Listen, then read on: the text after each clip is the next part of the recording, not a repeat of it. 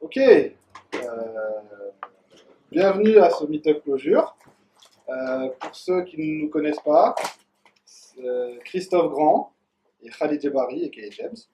On va vous parler des transducers à travers un talk intitulé L'histoire de l'itération moderne de la boucle for, non, de la boucle for jusqu'au transducer.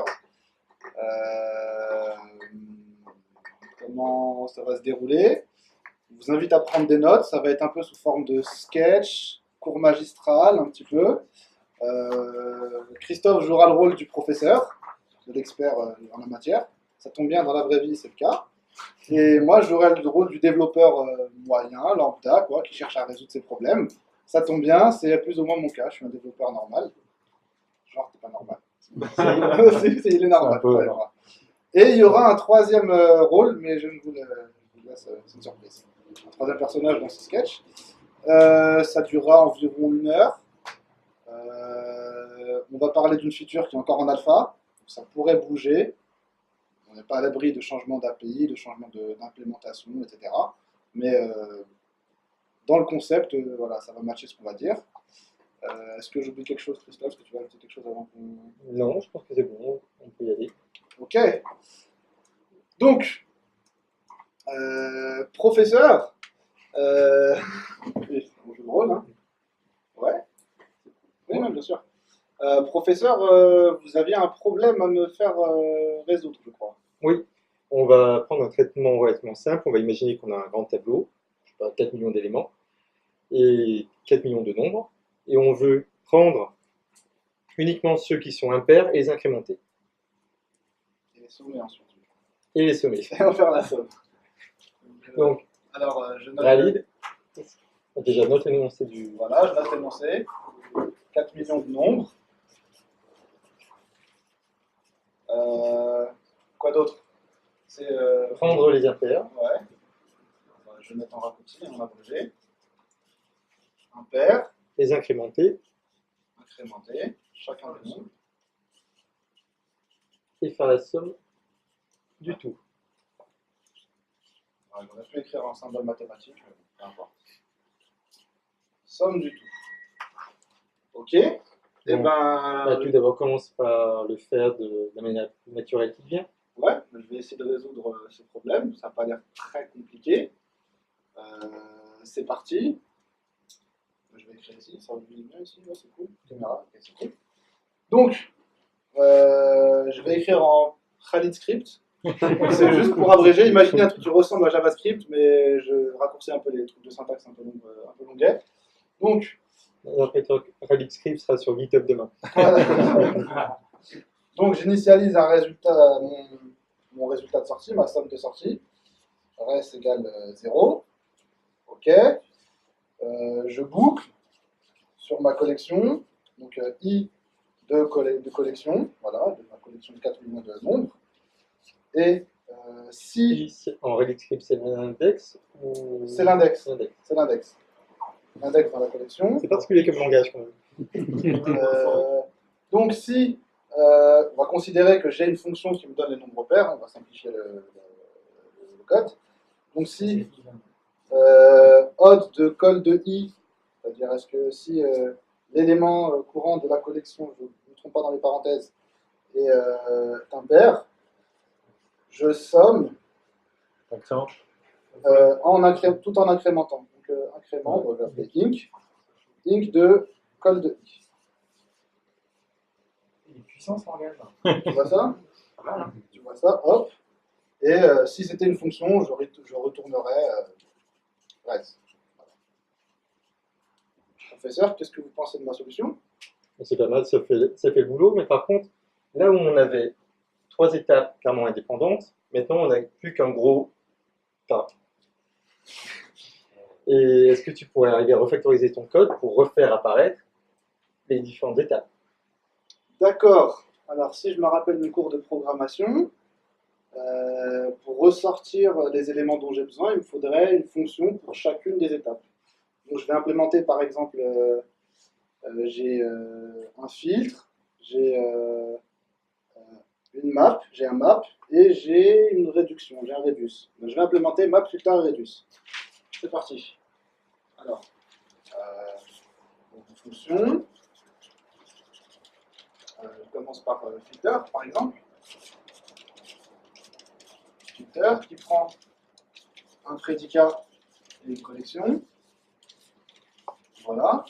Et pareil, qui j'initialise un array. En Khalid Script, qui est très proche de JavaScript, l'array c'est la structure la plus simple pour itérer, pour pousser des éléments. Donc pour chaque élément de ma collection, le code ressemble hein, pour l'instant. Si j'écris le même test, plus ou moins, si mon prédicat passe sur l'élément courant de la collection pendant mon itération, je pousse, ça c'est du JavaScript, rest.push, call de i dans mon résultat. Parenthèse, call de i, tac, voilà, j'ai fini, return, res. Donc voilà, là j'ai implémenté filter, ça me paraît pas mal. J'ai besoin d'incrémenter chaque élément, donc je vais implémenter map. C'est parti. Donc, je vais manquer de place très vite. Mais bon. Hop, je vais voir. Donc, map, qu'est-ce que c'est? Une fonction qui prend une fonction de traitement. Voilà, f, f, toujours une collection. J'initialise ma collection de fin.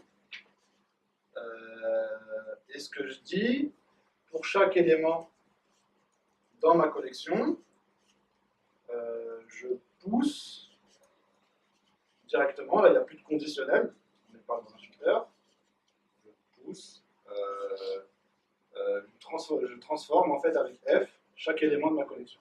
Donc f2 code de i. Voilà, c'est pas mal. C'est pas mal. Je ferme ma boucle, je return mon résultat. Voilà. Et là, il faudra trouver de la place pour écrire reduce. C'est un tableau. Ça s'annonce compliqué. Non, on va en avoir besoin. On va en avoir besoin pour plus tard. Où est-ce que je vais mettre reduce? Tiens. Ici. Allez. Ça s'appelle Un petit cadre. Un petit cadre. C'est parti. Voilà. Donc, reduce. Attends, j'ai une crampe. Ça arrive. Donc, fonction reduce qui prend une fonction de réduction, voilà, une valeur initiale et la collection. Voilà, hop. Ça me rappelle mes devoirs à l'école, j'écrivais pas très bien. C'était un peu de bazar dans mes cahiers. J'espère que le prof n'est pas trop sévère sur la présentation. Non, ça va aller. Ça va aller, c'est cool. Donc, ma réduction, alors j'initialise ma valeur de retour avec init, le paramètre qu'on a passé. J'itère sur chaque élément de ma collection. Jusqu'ici, c'est pareil. Et je vais accumuler, donc res égale f de res et code de i. La signature d'une fonction de réduction, c'est toujours l'accumulateur et l'input. Voilà, ça me paraît correct. A priori, peut-être que je vais faire corriger par le prof, hein, on verra. Vous allez bien finir de voir. Et je return res. Et du coup, hop là, maintenant que j'ai mes fonctions, je peux l'écrire, vous l'écrivez ici d'ailleurs, oui. La réponse au problème, c'est donc, Je je laisse une ligne dessus. sur la version impérative pure, avec le for. Ok, t'as raison. Donc cette version-là, Vous avez raison. pardon professeur, j'ai oublié de vous voyez. Donc ici, ce que je dois écrire, c'est, je ne me trompe pas, reduce. On imagine qu'on a une fonction add pour plus, parce qu'en Khalid Script qui ressemble à JavaScript, plus n'est pas une fonction, ce n'est qu'un opérateur. Valeur d'initialisation 0, pas vrai, voilà, des ratures comme à l'école. Une collection, sauf que cette collection elle vient du filter, non, du map, pardon. Elle vient du map, donc map inc de ma collection, mais cette collection elle vient elle-même de mon filter, odd, voilà, odd, et de ma collection. Et donc, je ferme une parenthèse, j'en ferme une deuxième, j'en ferme une troisième. Voilà, professeur, la solution à la décomposition de ce problème. Ok. Et avant ça, il y avait le gros fort comme autre implémentation, la première. Oui, c'est celle-ci. Donc, quelle différence vois-tu entre tes deux implémentations? Qu'est-ce que l'on a perdu en... Qu'est-ce qu'on a gagné dans cette écriture et qu'est-ce qu'on a perdu aussi? Alors, ce que je vois qu'on a gagné, c'est qu'en implémentant map, filter et reduce séparément, on est capable de réutiliser ces fonctions. Et en plus, je les ai écrites de manière à ce qu'elles soient paramétrées. Donc, leur comportement, le comportement de réduction, il est paramétré. Le comportement de filtre, il est paramétré. Le comportement de mapping, il est aussi paramétré. Donc, je sais que je peux m'en servir dans d'autres contextes. Voilà, donc le code de support est plutôt verbeux, mais le code résultant, lui, est beaucoup plus court, et le code de support, lui, pourra être utilisé. Voilà. Par contre, ce que l'on a perdu, c'est que là, on avait notre collection d'entrées, et pour calculer le résultat, il nous fallait une cellule mémoire pour obtenir le résultat. Maintenant, avec la fonction composée, si on a 4 millions de nombres d'entrées, bon an, mal an, filter de odd va nous renvoyer à peu près 2 millions d'éléments, si on a une distribution uniforme. Et du coup, on aura besoin d'avoir, en plus de l'entrée, en mémoire les 2 millions temporaires. Ensuite, au moment où on fera le map, il faudra à nouveau 2 millions le temps de faire le transfert total. Donc, du coup, le coût pour faire le traitement dans le gros fort, c'est 0. On a l'entrée et la sortie et rien au milieu. Parce qu'en fait, pour la sortie, on réutilise l'accumulateur. Par contre, là, dans ce cas-là, on a 2 millions pour le reduce et 2 millions pour, 2 millions pour le filtre et 2 millions pour le map. Oui. Donc on a beaucoup d'allocations. Oui. Du coup, on ne peut par exemple plus traiter de cette manière des gros datasets. Effectivement. Effectivement. Donc, est-ce qu'il y aurait moyen de garder cette écriture-là qui est composable, parce que c'est l'écriture qui donne la composabilité, c'est pas l'implémentation, et changer l'implémentation pour avoir quelque chose qui nous permet de manipuler des gros datasets. Donc sans avoir ces prérequis de mémoire instantanée qu'on a là. C'est là que j'introduis mon troisième personnage, Richiki. Et je suis Richiki et je vous dis, j'ai inventé un langage qui s'appelle Clojure, à l'intérieur duquel il y a les lazy-sec, les lazy-séquences. Effectivement, j'apprends Clojure, donc là je redeviens développeur, j'apprends Clojure, ah c'est pas mal les lazy-sec. Ok, professeur, je vais essayer d'implémenter le même problème avec les lazy-sec.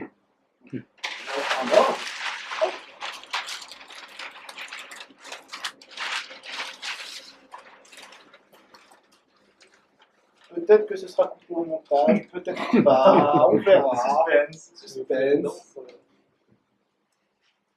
Hop.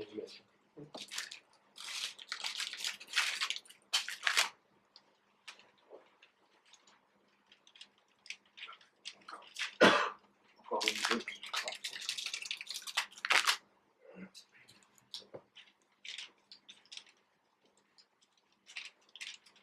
Ok. Bon, c'est pas grave, les pièces. Hop là. C'est par là. Là. C'est par où? C'est par là. C'est par là.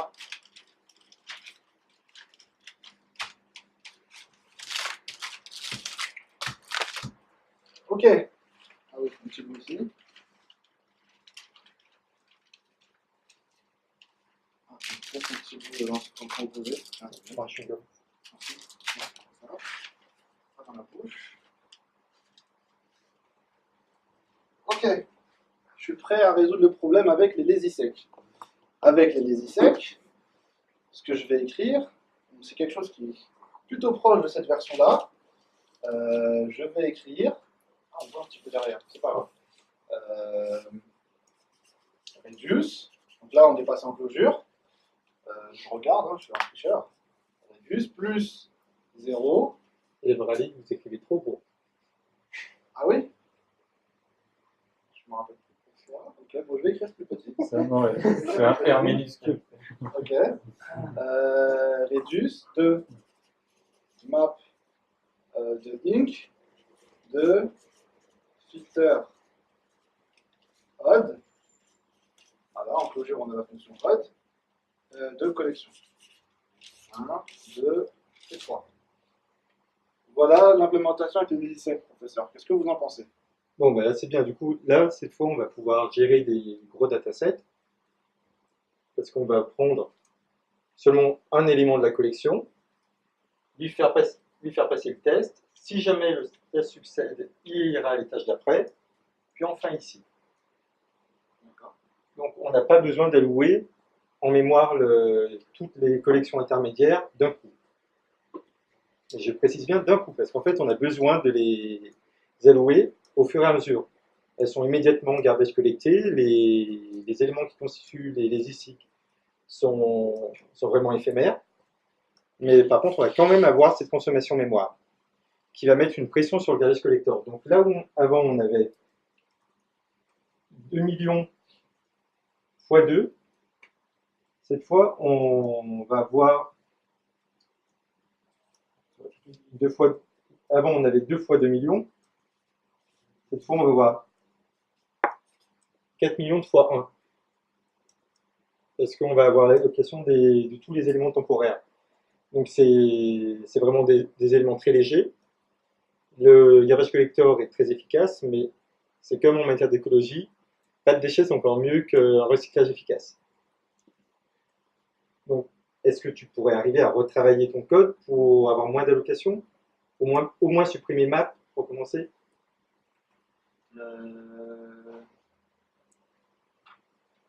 Oui. Oui. Petit blanc. Petit blanc. C'est le moment où je mélange. Ok. Ok. Ça ne sera pas que le montage. Donc, si on veut réduire les allocations, ce qu'il faut faire, c'est réduire les étapes intermédiaires. Ici, on a par exemple un ajout dans l'accumulateur, enfin une somme sur l'accumulateur, et une autre étape qui est l'incrémentation. Si on les mettait ensemble, on réduirait déjà de 2 millions le nombre de 4 millions, enfin on va dire 2 millions, le nombre d'allocations temporaires. Je vais essayer de l'écrire. Donc, je reprends reduce, sauf qu'au lieu de passer cette fonction de réduction, je vais écrire ma propre fonction de réduction. Voilà. Je rappelle la signature, c'est toujours l'accumulateur ou le résultat et l'input, voilà, que j'appelle X. Donc ici, je vais prendre faire à la fois le traitement de la réduction et de l'incrémentation. Donc, je vais la recoder ici, hein, peu importe, pas besoin. Donc, j'ajoute à l'accumulateur inc de x. C'est pas ça. On n'est pas en JavaScript, on n'est pas en JavaScript là. On est en closure, oh là là, c'est vrai, petite erreur. Beaucoup trop de langages différents dans la journée. CSS, HTML, tout ça. Je ne me trompe pas. Non, ça c'est là. Non, on n'a pas fini. Oui, il me manque la partie de filtre. Effectivement, vous suivez, c'est bien. Et limite. Et l'init en plus. L'initialisation qui vient après. C'est mieux de l'écrire À droite, voilà, ici. 0 et filter odd de ma collection. Ok, voilà. Donc là, j'ai déjà immergé l'étape d'accumulation et l'étape d'incrémentation. Il ne reste plus qu'à, si je veux encore supprimer tous les reliquats et les déchets intermédiaires entre ces deux étapes, il ne reste plus qu'à merger le filter à l'intérieur, par exemple. Ok, j'essaye. Hop, voilà. Tu me voles mes répliques en fait. Comment? Je dis tu me voles mes répliques. Ah bon? Alors, je vais t'inciter. Ah non, mais je suis un développeur intelligent. T'es proactif. Je suis proactif.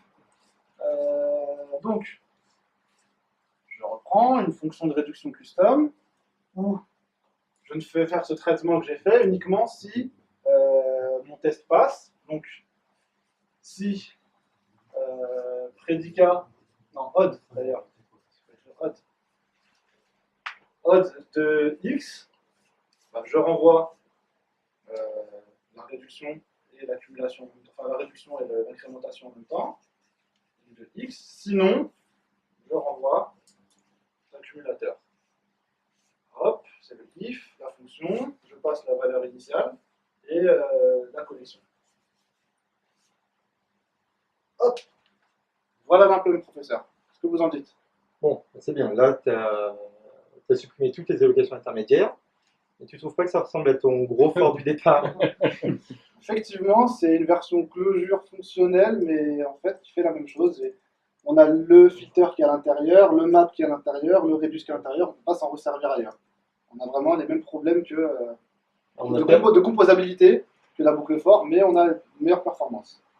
Non, une performance équivalente en fait. Oui. Performance quasi équivalente. Si j'ai bien compris. Parce qu'on prend les éléments un par un, vu qu'on travaille sur des séquences, alors que dans la boucle for, on est obligé d'allouer les 4 millions de sorties. Au fur et à mesure. Non. Non, c'est pareil. Corrigez-moi, professeur. Non. Avec un développeur. Oui, dans l'exemple avec le for, si tu supposes que ton code était présent en mémoire entièrement, et du coup tu étais bloqué là-dessus. Mais ce n'était pas lié vraiment à ton algorithme, juste aux suppositions que tu fais sur Rallix Script. Oui, c'est vrai. Voilà.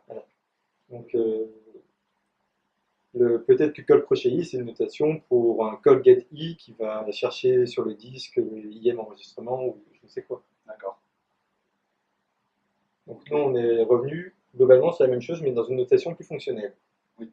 Donc, ce qui serait bien, c'est quand même d'arriver à avoir ce côté fusion, où on n'a plus qu'une seule grosse étape, mais tout en gardant une notation composable comme celle-là. Ok. Donc là, il faudrait un trait de génie pour... Un trait de génie. Rich et qui, bien sûr. J'ai réfléchi à ce problème car je l'ai eu également et j'ai inventé des réduceurs. À vous de jouer. Voilà, comme ça. Donc les réduceurs.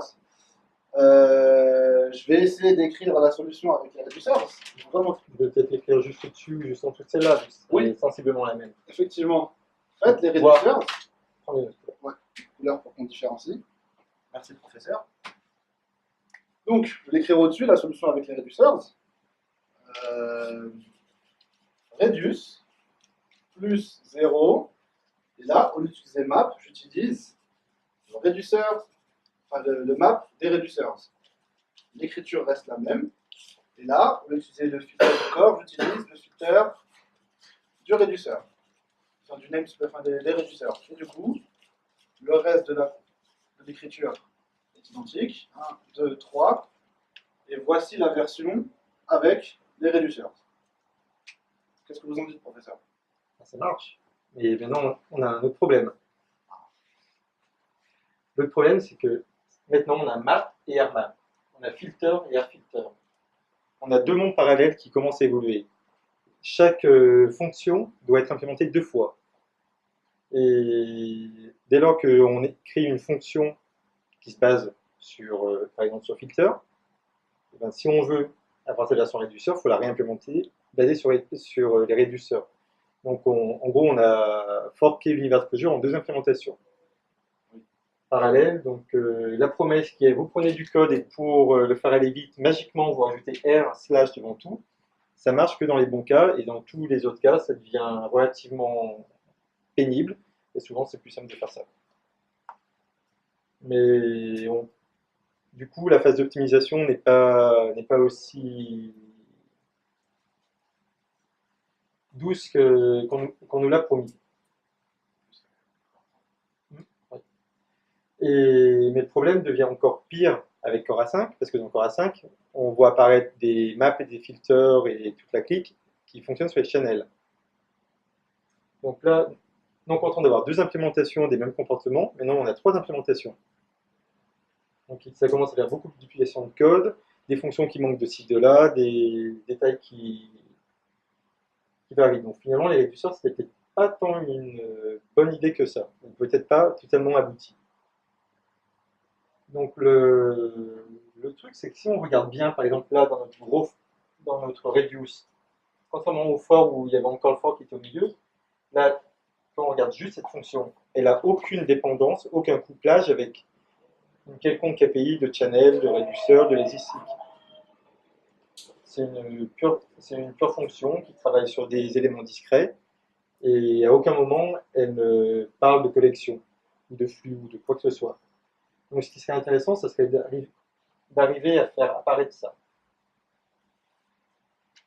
Mais pour faire apparaître ça, on peut peut-être essayer de repenser à tout ce problème de manipulation et de transformation de données en des termes qui sont proches de ceux qu'on utilise parfois en base de données, qui sont ETL. Donc la phase d'extraction, la phase de transformation et la phase de chargement. Si on... Transformation. Transformation. Hmm.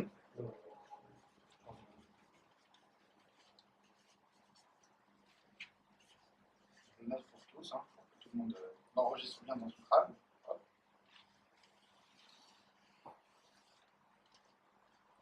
ETL. Donc Okay. si on regarde cette ligne, sous cette lumière, on voit qu'on a quoi? On a le plus et le 0 qui disent comment on va construire. Donc ils sont plutôt le L. Et le reduce en lui-même, c'est celui qui fait s'exécuter l'ensemble de la pipeline, donc il est un peu hors scope. On a la collection qui est la source, donc qui va plutôt être l'extraction. Mais seulement, on lui fait un traitement et on obtient quoi? Une autre source, un peu différente, et encore une autre. Donc finalement, là, c'est plutôt un conglomérat un agrégat d'extraction et de transformation à la fois. Je vais le noter. T plus E. Alors que dans cette écriture-là, cette fois, on a la collection initiale qui est toute seule, et par contre là, on a la transformation et l'extraction qui sont mélangées ensemble. L'extraction ici, c'est ça. Et oui. Ici, la transformation et le loading. Oui. Le loading, exactement, c'est le plus et le 0. Ouais, on voit bien que le plus, il est bloqué là-dedans. Donc on a notre phase de transformation qui est soit couplée à la source, soit couplée à la destination. Et c'est finalement ça qui nous empêche de réutiliser les transformations dans des contextes différents. Parce qu'on est soit avec un truc qui marche qu'avec des lazy seek en entrée, ou qu'avec des réducteurs, ou qu'avec des channels, soit avec quelque chose qui marche qu'avec des lazy seek en sortie, ou des channels en sortie, ou des réducteurs en sortie. On n'arrive pas à avoir quelque chose qui soit complètement combinatoire. Donc là, finalement, ce qu'il faudrait, c'est vraiment avoir une notation différente. Peut-être qu'on est arrivé aux limites de cette notation, une notation différente qui donne une place équivalente à T, enfin, que T sur le même niveau que réel dans cette nouvelle notation. Chiki. Alors avec les réduceurs, je m'agourais, j'ai trompé, je mets à culpa, mais pour m'excuser, je vous offre les transduceurs. Hop là, je reviens, on en fait normal, c'est l'heure de l'entracte.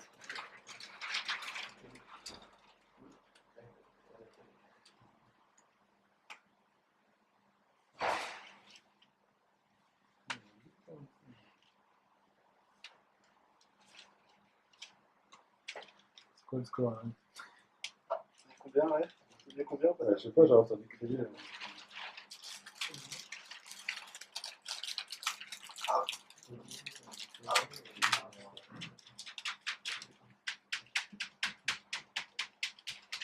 Pas de voisin, personne qui dort du côté de la mur. Non, tu peux y aller. Ok, hop, de ce côté. Ok, les transduceurs. Je suis développeur, je vais voir qu'est-ce que c'est. Ah, ça a l'air pas mal, j'ai appris des transduceurs. Je vais essayer. Donc, les transduceurs, à quoi ça ressemble si on veut réécrire la même chose qu'ici? un filtre, un mapping et une réduction avec les transduceurs. Donc, pour l'instant, je résume juste notre web précédente. Ok. Donc, pour écrire ça, on va changer de couleur, c'est pas grave. Transduce, au lieu de reduce. Transduce, effectivement, comme l'a dit Christophe juste avant, nous permet de... Enfin, je vais donner la signature déjà de transduce, c'est plus simple. Il expose le T, on appelle dans la doc de closure, vous verrez toujours écrit xform, c'est globalement le T, de la fonction de réduction, qui équivaut donc au L,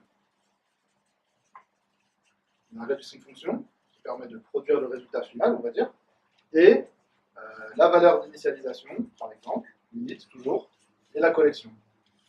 Donc ici, en tout cas en termes d'écriture, sans regarder comment ça fonctionne, on a ici T, ici on a L, non, L et init, enfin, réduire une fonction et init, ça donne le L, et ici on a le E. On a bien séparé E, T et L. Donc on est capable de réutiliser des E différents, des entrées différentes, des loadings différentes en sortie, et des transformations différentes d'un appel à un autre. Et donc, ce que je vais faire, c'est que je vais réimplémenter... non. Si, mais je vais juste interrompre. C'est que transduce, c'est la version transduceur de reduce.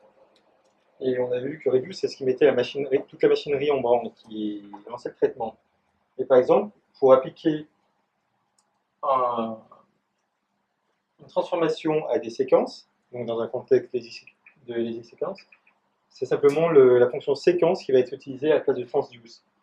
Et pour les channels, ça sera chan, et ainsi de suite. Donc il y a plein de fonctions qui prennent maintenant le paramètre xform en argument supplémentaire. Et ça va être elles qui vont faire le traitement. Enfin, faire le traitement. Qui vont appliquer la transformation aux éléments et mettre en place toute la pipeline. Donc transduce, c'est l'évolution de reduce. Séquence, c'est ce qui permettra de prendre un transduceur et de l'appliquer de manière lazy. Channel pour l'appliquer au channel, et ainsi de suite. On peut peut-être écrire séquence pour ceux que ça intéresse. Ouais, et puis après, peut-être montrer comment on appelle en transduce en termes de reduce. Ouais, alors juste pour illustrer ce que vient de dire Christophe, séquence, ça prend toujours une xform, et si je ne me trompe pas, juste une collection. C'est ça la séquence? Non, c'est juste une autre séquence d'entrée. Comment? Il n'y a pas d'init, ça prend juste xform et code. Ouais, c'est ce que j'ai dit, je me suis peut-être mal exprimé. Voilà. Donc, ça c'est séquence, hein, comme ça vous voyez l'API et à quoi ça ressemble. Et si on veut implémenter donc, comme professeur Christophe vient de me le demander, transduce en termes de reduce, je vais essayer. Allez, c'est parti. Donc, reduce qui prend une fonction de réduction, un init et un call. Et en fait, si je ne me trompe pas que je me trompe, si c'est ça, xform, réducer une fonction, je ferme la parenthèse à ce moment-là, ouais, init, et call. Hop là, voilà, c'est correct, professeur? Super. Donc on voit du point que xform prend en argument vraiment une fonction de réduction, c'est-à-dire une fonction de deux arguments, accumulateur et élément. Et vu sa position dans l'appel à reduce, elle doit aussi en envoyer une. Donc finalement, xform ne fait que transformer une reducing fonction en une autre. Donc ce qui serait peut-être intéressant de voir, c'est comment on peut définir l'équivalent de map qui transforme une reducing fonction en une autre. D'accord. L'exercice auquel je vais m'atteler, en exclusivité, mesdames et messieurs, c'est écrire le map sous forme de fonction qui produit un transduceur. Je vais tout expliquer, si j'arrive à l'écrire. Ça devrait bien se passer. Par contre, j'ai écrit un peu gros. Oui. J'ai écrit un peu gros. Avant ça, on n'a pas donné l'équivalent du reduce qu'on avait jusqu'à présent, donc c'est transduce. Ah oui, on avait implémenté le transduce qu'on a fait déjà. Compte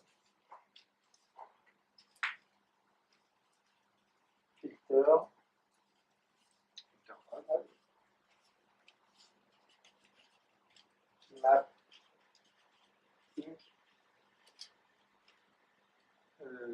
limite, 0, plus 1 plus, pardon, 0. école.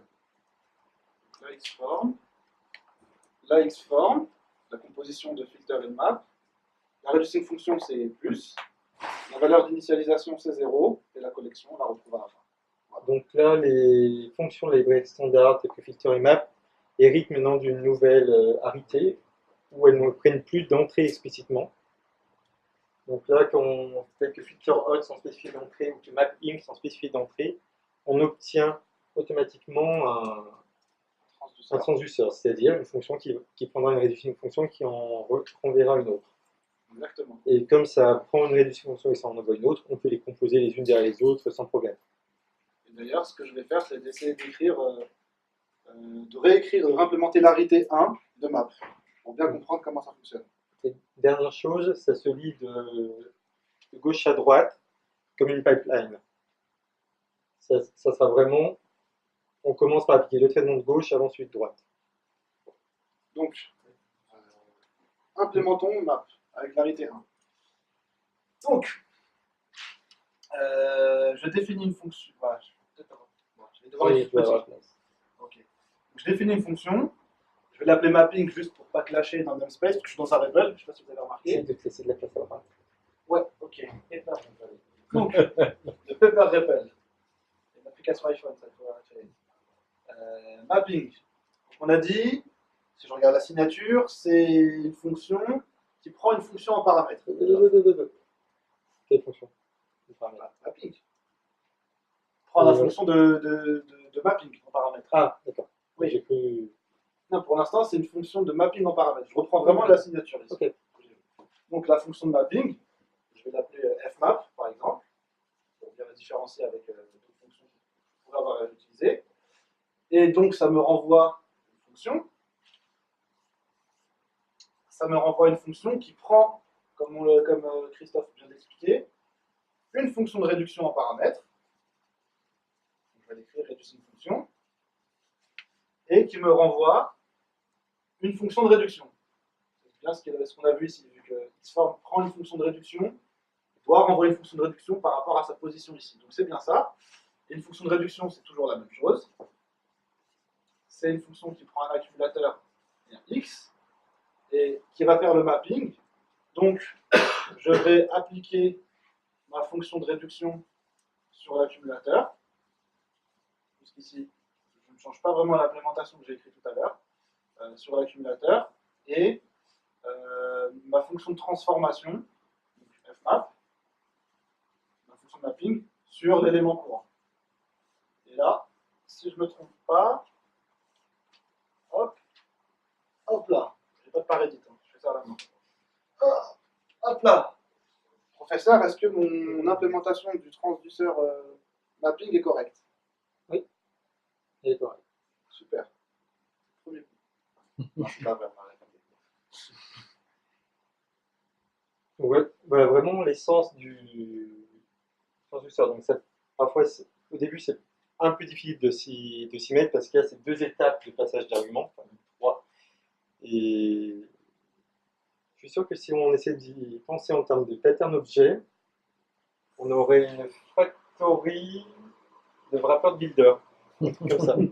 Factory de wrapper builder. Ok, donc imaginez les noms de classes Java que ça peut commencer à donner, ça ne tient pas sur une ligne. Donc déjà qu'il y a des gens qui ont du mal à typer ça en ASCII ou autre. Oui, Alors, à nommer en Java Enterprise Grade, ça risque d'être compliqué. Donc, voilà l'essence du mapping. Exactement. Est-ce que tu as la place pour faire filter? Est-ce que j'ai la place pour faire filter? Est-ce que j'en suis capable également? La place, ça va se trouver, hein, tout est possible. Je vais essayer d'implémenter l'arité 1 de filter, qui, ou alors je vais l'écrire aussi. On a déplacé le tableau. Voilà, on doit suffisamment montrer le board. Hop là. Merci professeur. Très aimable à vous. Ah mon dos. Arrêt de travail, ça y est. 8 mois d'absence, ce sera jamais l'année scolaire. Donc, je vais réimplémenter filtering, du coup, je vais l'appeler. filtering. C'est pareil, ça prend une fonction qui est en fait un prédicat, donc je vais l'appeler pred pour suivre la nomenclature d'enclosure. Pred. Donc, ça me renvoie une fonction qui prend une fonction de réduction, qui est un transduceur donc, qui prend une fonction de réduction et qui me renvoie une fonction de réduction. Donc jusqu'ici, il n'y a pas trop de changement par rapport à ce que je viens d'écrire pour mapping, pardon. Hop, je vais me baisser pour être sûr que tout le monde voit. Voilà. Et au lieu de faire du mapping directement, je dois filtrer. Donc, j'ai implémenté un filter classique. Si X passe mon prédicat, je renvoie, je rappelle ma reducing function sur mon accumulateur et mon X. Sinon, je renvoie mon accumulateur. Je passe à la suite. Hop. 1, 2, 3 et 4. Professeur, qu'est-ce que vous pensez de ma réimplémentation de l'arrêté 1 de filter? C'est très bien, Valide. Dis-moi, pourquoi tu renvoies hack là? C'était la question piège. Il fallait l'éviter. Pourquoi je renvoie hack? Je me rappelle plus. Je me rappelle plus, I'm sorry. Non, pas du tout. J'arrive pas à me rappeler ces détails. Le filter ne sait rien du tout à propos de hack. L'accumulateur, ça peut être n'importe quoi. Le seul qui sait ce qui se passe dans hack et qui est à même de modifier, entre guillemets, c'est Reducing FN, qui est en aval. Tout ce que peut faire la fonction, notre fonction à nous, c'est regarder X et prendre des décisions basées là-dessus. Et après, quand il vient le moment de renvoyer quelque chose, il faut qu'elle renvoie quelque chose qui soit du même type qu'accumulateur, de la même nature. Donc, soit elle fait confiance à la fonction aval pour lui le donner, soit si elle n'a pas appris la fonction aval, elle n'a pas d'autre choix que de prendre la seule instance d'accumulateur qu'elle a sous la main et de la renvoyer. Il n'y a vraiment pas d'autre choix. Effectivement. Voilà. La reduction fonction, elle n'est pas censée normalement la renvoyer. La renvoyer. Si. Dans le cas du Zen, c'est bien la reducing function qui la renvoie. Et dans le else, on n'a pas appris la reducing function. Okay. C'est pour ça, c'est pour les fois où on n'appelle pas. On a des if en fait. Exactement. Exactement. C'est l'heure de comp, par exemple. Oui. Ok, on va essayer comp. Pourquoi comp? Parler de comp, l'histoire de l'ordre. On essaie de comprendre pourquoi. Oui, c'est vrai. C'est vrai, il y a ce petit détail qui est important. Donc, peut-être que ça ne vous a pas choqué. L'élève est embrouillé, mais pas le maître. Oui, effectivement. Et à titre personnel, la première fois que j'ai vu une écriture comme ça, une composition de ce style-là, je me suis dit, attends, il y a un problème. Je réécris comp. Tout est improvisé. Donc je réécris comp, je vais écrire le comp qu'on a Christophe a réécrit dessus pour qu'on le voie. Map, Inc. Juste cette partie-là. Ok. J'ai lu, je lisais à travers les articles de blog que, et Christophe nous l'a rappelé tout à l'heure, que dans les transduceurs, les fonctions sont appelées dans l'ordre où on les écrit. Je me suis dit, ça ne matche pas du tout l'écriture qu'il y a dans de comp, quoi. Je suis parti regarder le code source de comp s'il avait changé pour les transduceurs. Pas du tout. Comp, ça fait toujours la même chose. Comp de F de G. Ouais, c'est comme ça que je dois l'écrire. Oui. De X, par exemple. Ça fait bien. C'est bien équivalent à F de G de X. Donc, et ça c'est pareil dans tous les langages qu'on compose, la scale c'est pareil, Scala c'est pareil, etc. On applique bien d'abord la fonction la plus à droite, puis on remonte les fonctions de la droite vers la gauche. Alors pourquoi, je vous pose une colle, pourquoi dans les transduceurs, Le comp qui n'a pas changé dans le corps de closure, c'est exactement ce comp-là, globalement. Pourquoi dans les transduceurs, on applique d'abord les fonctions, on applique les fonctions de gauche à droite. C'est-à-dire, si on reprend notre exemple, on faisait le transduce ici, on filtre bien d'abord les éléments impairs, et ensuite on les incrémente. Comme l'énoncé du problème qu'on suit depuis tout à l'heure nous le demande. Qu'est-ce qui fait qu'elle s'applique dans ce sens-là et pas dans le sens normal a priori? Qu'est-ce qui se passe? Est-ce que quelqu'un est capable de répondre? Non, c'est pas grave. Oui. Ça serait pas parce que c'est une liste qui comprend les éléments par le milieu? La fonction à gauche, la reducing function, elle sera le plus au cœur en fait du pipeline entre guillemets. Ouais. C'est ça. En fait, C'est un strange loop. comp fonctionne exactement comme il est censé fonctionner. C'est-à-dire qu'il va d'abord appliquer map de inc. Bon, les paramètres sont d'abord évalués dans cette forme-là. Donc map de inc renvoie une fonction qui est un transduceur que je viens d'écrire, mapping. Filter dot, c'est un transduceur qui va nous renvoyer, non, ça va produire un transduceur que j'ai écrit juste avant, filtering. Et ensuite, on a comp de filtering, filter odd et de map inc. Donc map inc est d'abord appelé sur le x qu'on lui propose, là, donc qui est une reducing function, qui est le plus ici. Et comme c'est un transduceur, on prend ce transduceur, enfin, le transduceur prend cette fonction de réduction et nous renvoie une nouvelle fonction de réduction, qui elle est passée à filter, qui prend une fonction de réduction et qui nous renvoie une fonction de réduction. Et ensuite, vu qu'on est arrivé au bout, c'est cet ensemble qui est la x-form, dans la signature de transduce, qui est appliqué ensuite aux paramètres, à l'initialisation et la collection. Et donc, lorsqu'on dépile, l'élément le plus à gauche, c'est le dernier qui a frappé les fonctions de réduction qui ont suivi. Et donc, c'est le premier qui est appelé dans l'ordre. Donc, on va d'abord filtrer, et on a vu que lorsque le test passait, ce qu'on faisait, on appelait la reducing function qu'on lui avait passée en paramètre. Quelle était cette reducing function? C'était celle produite par le map inc et qui prenait cette fonction de réduction. Donc on va ensuite appeler le map inc avec cette fonction de réduction. Et une fois qu'on aura fait ça, en gros ça explique pourquoi filter est appelé avant map. Professeur, est-ce que mon explication est correcte? Oui, c'est ça. C'est juste au départ, la réduction fonction, c'est juste l'addition. Celle qui est renvoyée par map-inc, c'est celle qui map puis qui additionne.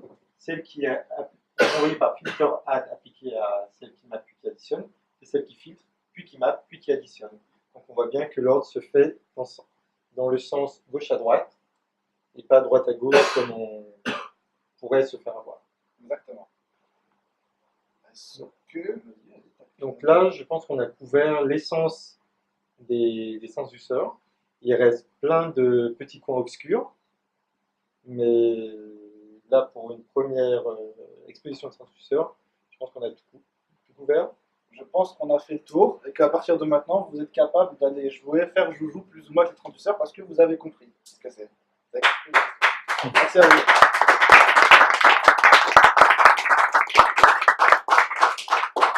Le bal des questions est ouvert. Je vous écoute.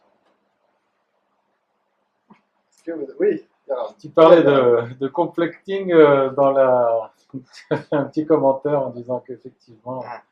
Tout de suite, les petits coins obscurs, ça on peut le garder pour plus tard. Je pense qu'en deuxième partie. Non, sans spoiler ce que pourrait répondre Christophe, ce coin obscur, c'est un peu un détail d'implémentation des transduceurs qui pourrait évoluer si, par exemple, Christophe attend d'écrire un patch. Par exemple, de proposer un patch ou autant discuter. Un patch, il faudrait d'abord en discuter. Oui, voilà, en tout cas d'abord d'en discuter. C'est vraiment un détail d'implémentation, mais qui ne changerait strictement rien à l'utilisation classique de transduce avec des compositions de fonctions qui produisent des transduceurs classiquement comme filter, map, etc. Non, mais qui changerait la manière dont on écrit nos propres transduceurs. Exactement. Qui changerait la manière dont on écrirait nos propres transduceurs. Est-ce qu'il est urgent donc de ne pas implémenter du code en production qui utiliserait les transducers? Je sais pas. Je vais rapidement exposer les petits problèmes. Mais notamment en ClojureScript où c'est déjà on est en constante alpha et où c'est disponible. Donc là, le truc, c'est qu'avec une fonction, on vous a fait un petit mensonge. en matière de pédagogie, c'est souvent qu'on cache les détails. Donc la reducing function pour les transducteurs, c'est pas juste une fonction qui prend un accumulateur, un élément. Je vais même faire plus de place. Il y a deux arrêtés supplémentaires. Il y a celle avec 0 argument et celle avec un seul élément. Donc là, ça commence à devenir un peu plus compliqué et ça rend l'implémentation de mapping ou de filtering un peu plus complexe parce qu'il faut implémenter les trois arrêtés. Donc, quels sont leurs différents rôles? Celle-là, on l'a vu. C'est vraiment la construction. C'est le build de la valeur finale de l'accumulateur. En parlant de valeur finale, justement, ça, c'est...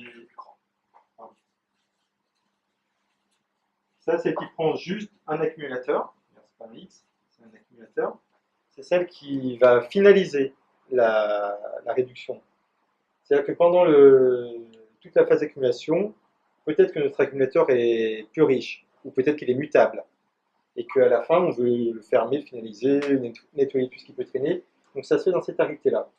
Et cette arité-là, c'est celle limite. Donc il doit fournir une valeur acceptable pour l'accumulateur de départ. Donc déjà, on voit qu'il y a un peu une compétition entre limite qui peut être fournie par la fonction et limite qui est fournie explicitement à transduce. Lorsqu'on en fournit un explicitement, c'est celui-là qui est pris. Sinon, c'est celui-là qui est appelé. Et ça pose un problème. Parce que si on a besoin d'implémenter quelque chose un transducteur qui a besoin de maintenir un état, comme take. Take a besoin de ça, ou peut-être plus simple que take. Take ends de prendre un élément sur deux. On a besoin d'un flag qui dit si on doit ou si on ne doit pas prendre, et à chaque étape, on switch le flag. Donc ça, ce qu'on pourrait faire, c'est définir une fonction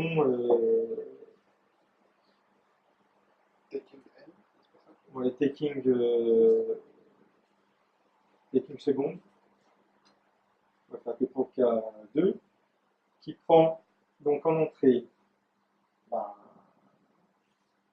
réduction de fonction que je vais appeler F1 pour avoir plus de place, et qui renvoie l'autre reducing function. Donc, premier cas de base, f hack de x. Donc là, il faut que l'on sache si on est dans un cas pair ou impair. Donc, on n'a qu'à dire qu'on a mis notre état dans hack. Et qu'en fait, accumulateur, il n'est pas comme ça. En fait, il est composé lui-même de deux parties. Le vrai accumulateur et le flag. Et if flag, j'imagine. voilà, c'est ça. If flag, eh ben, je vais appeler F1 avec hack et x. C'est mon hack. Et comme je vais renvoyer aussi impair accumulator flag, je vais aussi renvoyer notre flag. Ah oui. Les plus attentifs ont remarqué que notre flag, dans ce cas, est forcément faux.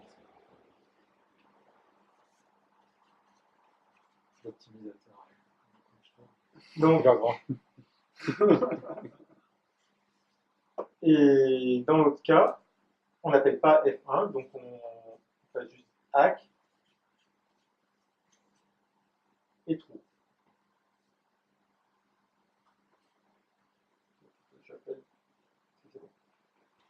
Donc ça, c'est pour la première arité. Et le problème, c'est que maintenant, notre init est en deux parties. Le vrai accumulateur et l'accumulateur sous-jacent. Enfin, et l'état, je veux dire. Donc, l'accumulateur sous-jacent et l'état.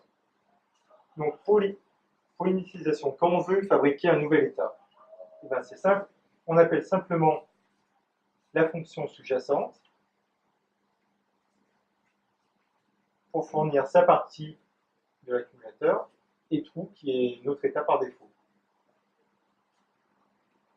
Et après, fonction de nettoyage, donc dans notre cas c'est hack, rien à faire, donc on voit hack.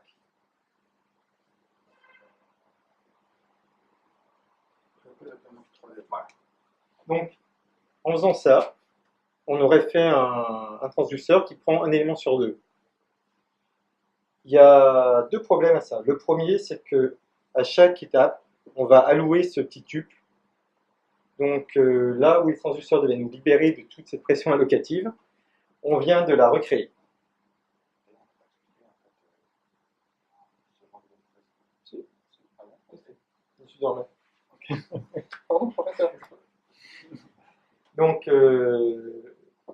ça c'est le premier problème, c'est qu'on recrée les allocations qu'on voulait éviter en premier lieu en composant et tout. Le deuxième problème, c'est ça.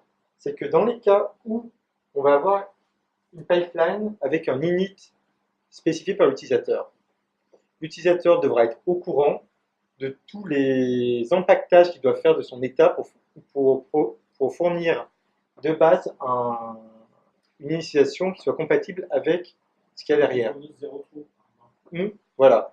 Donc, du coup, on a notre abstraction de pipeline qui fuit parce que il faut que l'utilisateur sache explicitement l'état par défaut. À la limite, il nous faudrait, l'arité 1 est déjà bloquée, mais il nous faudrait un moyen de demander au transduceur, plutôt à la reducing function, tiens, voilà la valeur d'init du sous-jacent, voilà une valeur d'init pour le sous-jacent, empaquette-la moi. En fait, il nous faudrait l'inverse de cette fonction-là, pour que ce soit propre. Et de toute façon, on a déjà dit que faire tous ces empaquetages et pactages, c'était contraire aux objectifs des transducteurs. Donc, le vrai take-ends, et le vrai take et partition et compagnie, eux, utilisent la mutabilité pour arriver à leur fin. Donc là, il y a un let, un truc qui s'appelle V, avec un nouveau type de référence mutable, qui s'appelle volatile, et c'est là-dedans que l'on met le trou. Et du coup, là, on n'a plus à faire nos dépactages, rempactages. Ici, bah, pareil, on appelle que F1. Et ici, on n'a que hack, donc on voit que hack directement. Et par contre, là, c'est possible de la réécrire. Là au-dessus, ouais, je vais la réécrire. Là au-dessus, par contre, on va avoir un V-swap de V et note, histoire de l'inverser une fois sur deux. En façon que les volatiles sont boxés, on se retrouve quand même avec une allocation à chaque étape. Donc si je le réécris, defend taking seconde, fn f1, 2, comme ça se fait. Donc fn hack, let v volatile.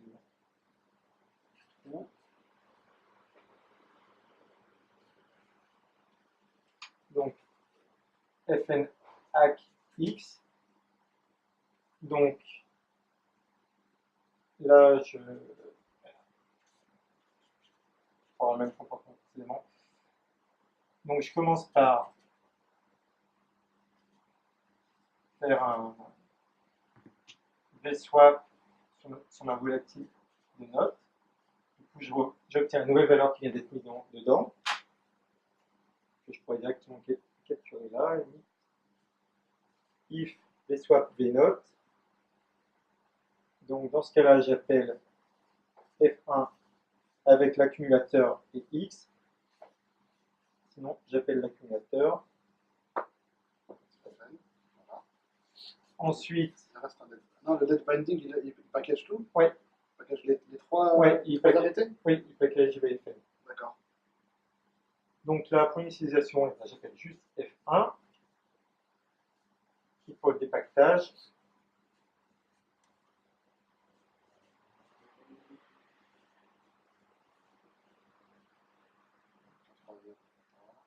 Donc là, je ferme FN, je ferme le let, je ferme FN et je ferme les FN.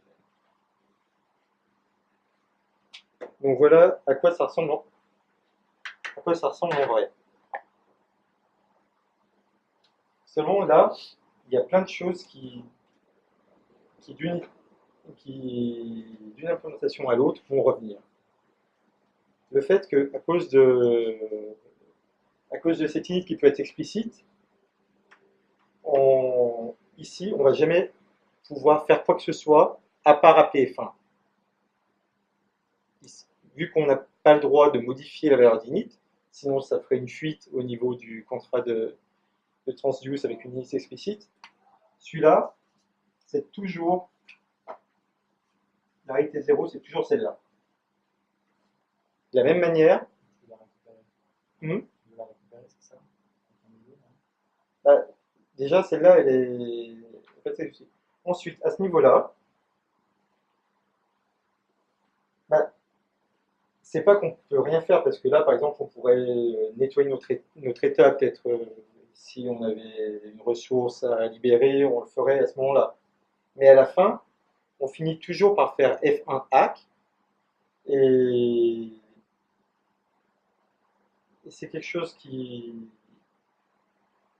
On ne fait jamais rien avec la valeur de retour. La valeur de retour, on ne fait que la passer. On n'a pas le droit de la modifier. On peut faire des choses avant mais pas après. Donc une opportunité de nettoyage, mais une opportunité de nettoyage qui ne regarde pas ce qu'il y a dans l'accumulateur et qui ne regarde pas ce que renvoie F1. Donc on a le droit d'écrire du code qui serait dans un loop qui serait là, et qui ne regarde pas l'argument.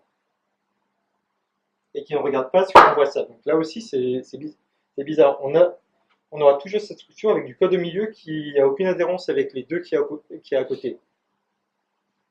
Et enfin, ici dans l'arité principale, il y a toujours ce problème de l'accumulateur que l'on passe à gauche, à droite, quand on ne sait pas ce qu'il y a dedans, et qu'on doit manipuler, et manipuler de manière correcte. Donc tout ça, c'est plein de petites contraintes sur l'écriture des reducing functions qui sont finalement une sorte de boilerplate assez tordu. Et on a le dernière chose sur l'accumulateur. Oui, la chose, c'est qu'à cause de toutes les considérations qu'on a déjà eues, il faut toujours présupposer que ce qu'il y a dessous, ça va être mutable. Parce que c'est le seul moyen sain par rapport aux contraintes que l'on a de gérer l'état.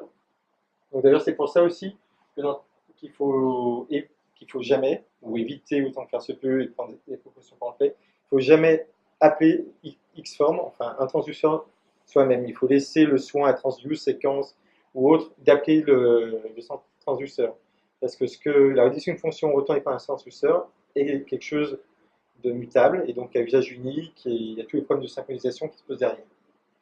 Donc, si on essaie de prendre l'essence d'un transduceur, d'ailleurs dans le talk de Rich à Strangewood, il fait allusion à un moment à qu'est-ce qu'un transduceur réellement. Un transduceur, c'est quelque chose qui transforme un process en un autre. C'est pas quelque chose qui transforme une reducing function en une autre. Ça transforme un process en un autre. Quelque chose qui par nature est stateful. Un réduceur en réduceur. Non, même pas, parce que le réduceur était pas réellement stateful. Tu pourrais le réutiliser plusieurs fois ton réduceur. Donc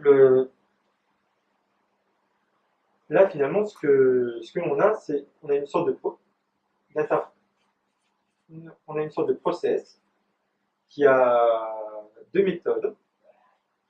Une qui serait build, donc P pour process, et X prend juste l'élément, et une autre qui est complete fade.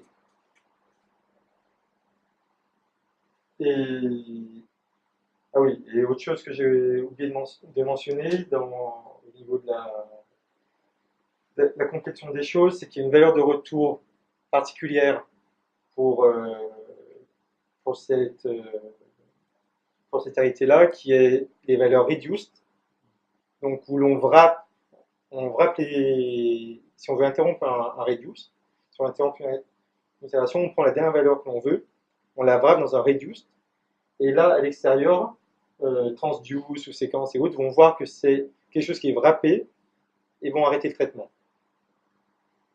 Donc là aussi, c'est une complexité d'arriver à communiquer ça. D'ailleurs, il y a des gens qui se posent la question de comment on peut supporter ce modèle avec les primitives, si à tout moment on peut se prendre soit une primitive, soit un objet wrappant. Donc là, une possibilité, ce serait d'avoir donc cette interface process avec juste deux méthodes, build et complete. Complete qui renvoie à rien, et build qui renvoie un booléen, juste pour dire si c'est fini ou pas. Plus d'accumulateur explicite. L'accumulateur lui-même est capturé par l'instance du process, et c'est spécifique à chaque instance de comment il le récupère finalement. Parce que l'accumulateur, finalement, c'est toujours la reducing fonction du fond qui fait toute la manip.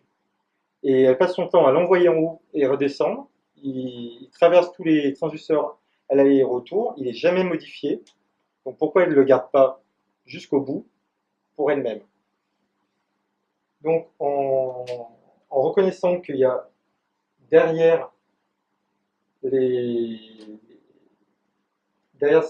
cette apparente simplicité de reducing function, quelque chose d'énormément stateful mais plus simple, pas plus facile mais plus simple, on pourrait arriver à avoir quelque chose qui est plus clair et qui cache moins les intentions du code. Et voilà, qui permettrait peut-être après d'évoluer sur des choses qui supportent les primitives et ainsi de suite. Donc voilà en quoi les transducteurs sont complétés. Et dans le talk de Strange Loop, Rich fait référence à deux papiers sur l'universalité de fold et tout.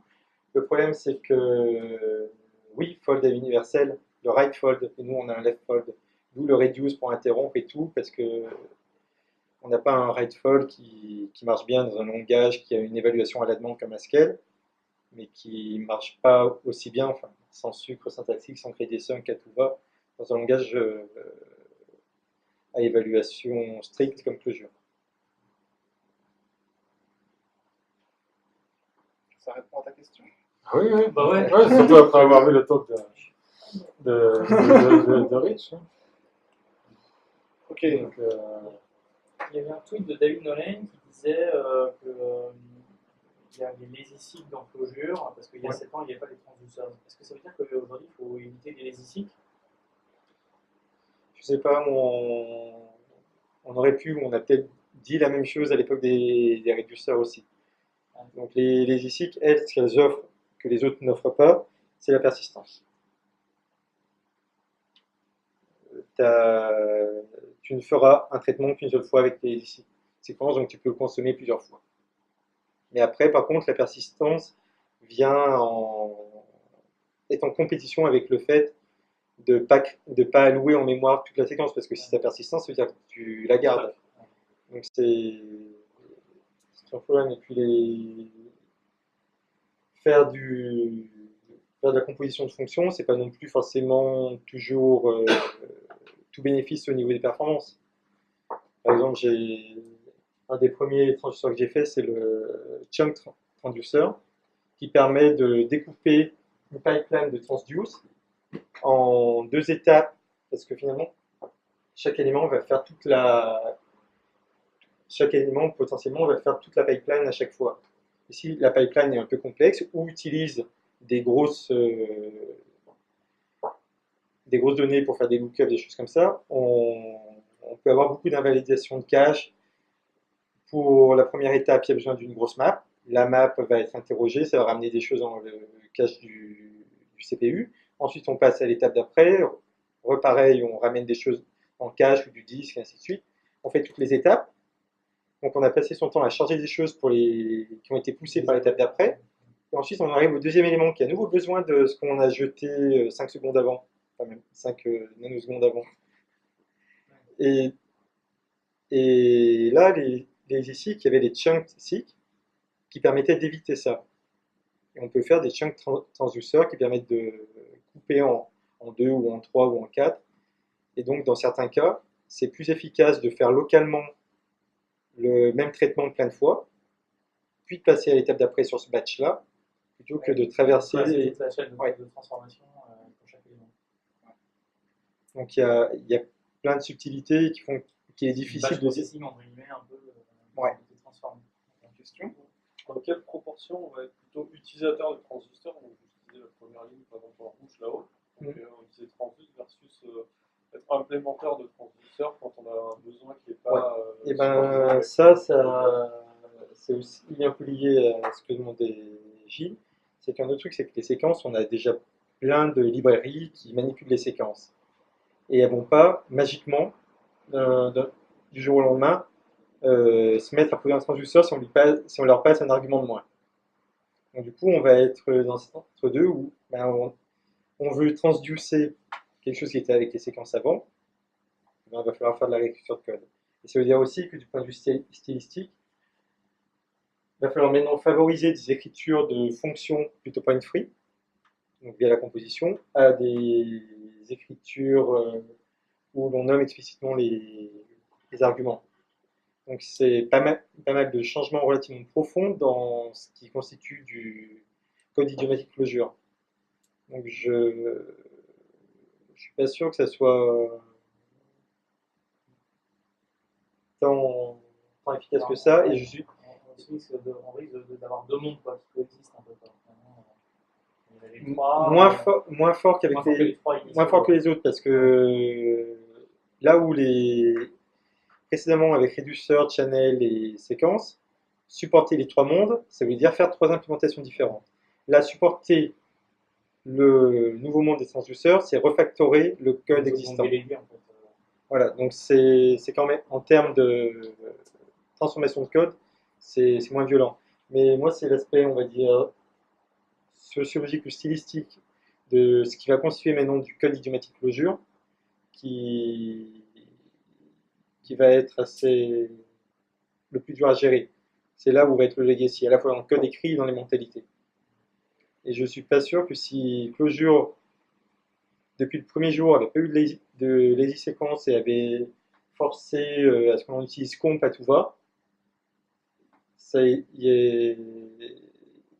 y a eu forcément le même engouement dessus, parce qu'il y a jusqu'à présent le style point free était assez minoritaire dans la communauté.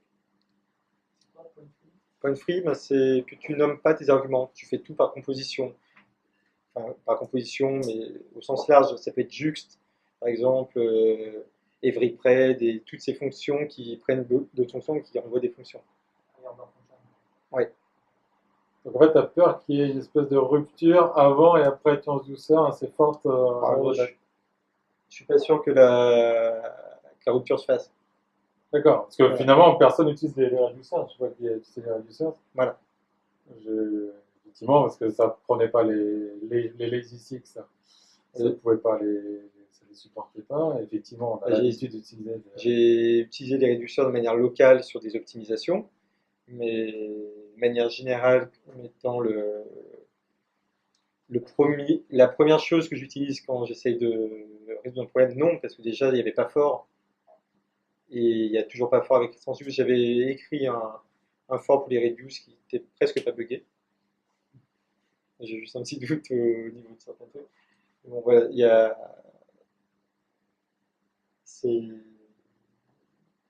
les ISIC sont là, sont quand même au cœur de closure. C'est plein de moyens maintenant d'arriver à écrire du code plus générique, mais de là à dire que que ça les remplace totalement? Oui, potentiellement, ça les remplace totalement. Mais dans les faits, je ne suis pas sûr. Par contre, maintenant, tu as la possibilité, si tu écris une librairie tierce, de la faire de telle manière qu'elle fonctionne dans tous les mondes. Channel, stream, Mm. Parce que c'est quand même extrêmement séduisant. C'est vrai que de prime abord, c'est extrêmement séduisant, Bah, les transducers. ce qui est intéressant, par exemple, dans les transduceurs, c'est que cette composition, Ouais. imaginez que vous voulez vous en resservir ailleurs, vous la définissez, def myxform, je ne sais pas quoi, ce code-là, et vous en servez dans transduce, donc du code normal, en dehors des transduceurs, avec des ISEC, vous en servez dans les channels Core A5, vous en servez. Rich disait dans son talk sur les transduceurs à la Strange Loop qu'il ne l'avait pas fait, mais il pourrait le faire assez facilement, de wrapper les reactive extensions de Java, RX Java, et de juste être capable de comprendre, enfin de wrapper cet élément comme on wrappe les channels. Et s'il faisait ça, 80%, je pense, il a dit à peu près, enfin, je sais pas, 3/4 de l'API de RX Java, il s'en débarrassait parce qu'après, on était capable d'utiliser. Imaginez, au lieu de code, ici, vous écrivez plus ou moins une stream, c'est ça, c'est des streams dans RX Java. Vous mettez une stream, et sur une stream, après, vous appliquez n'importe quelle fonction classiquement. En fait, vous vous débarrassez de toute l'API RX Java qui est spécifique, tout comme dans Core A5, on a les maps et les filters qui sont spécifiques au monde de Core A5, et ben vous débarrassez de tout ça, et vous utilisez des filters et des maps classiques en les composant normalement avec le compose de base du langage. Pour des choses plus anciennes, on peut faire une fonction comme transduce qui, au lieu de prendre une collection, prend un itérateur. Il renvoie un itérateur Java. Effectivement, en termes de composabilité, c'est ce qu'il y a de plus séduisant, comme tu dis. Ce qui rend de plus réutilisable. D'accord, donc la réponse de Mimo, c'est quand même d'attendre un peu, se familiariser avec les transducers, suivre l'évolution jusqu'à la release de la 1.7. Ça. Oui. Ok. Et peut-être attendre la 1.8 pour. Ah ben finalement, les transducers, c'était pas de la même façon qu'on a les transducers qui sont un retour sur les réducteurs. Peut-être que ça j'en ai pas encore parlé publiquement, mais je compte le faire. Peut-être que ce genre d'idées passeront pas initialement, et peut-être qu'on les verra apparaître plus tard. D'accord. Est-ce que, il me semble que les transducers ils sont utilisables dans le JavaScript aussi. Oui, Oui. on a déjà commencé avec les channels. Voilà. Donc, Mais bon, mais bon, c'est vraiment sur tant les que tu restes à petits. ce niveau-là, ce Ouais, niveau-là est stable, il ne devrait pas bouger. Ouais, en termes C'est à d'API, partir, c'est à partir du moment où tu implémentes tes propres transducers déjà qu'il faut faire attention. Parce qu'il y a tous les cas spéciaux dont j'ai parlé sur les reduce, la gestion de l'accumulateur, de l'état, et ainsi de suite. De l'état mutable. D'accord, donc là, on peut aller voir les sources de la 1.7 pour voir ce genre de. Oui. D'accord, pour se familiariser avec. ouais. Ok.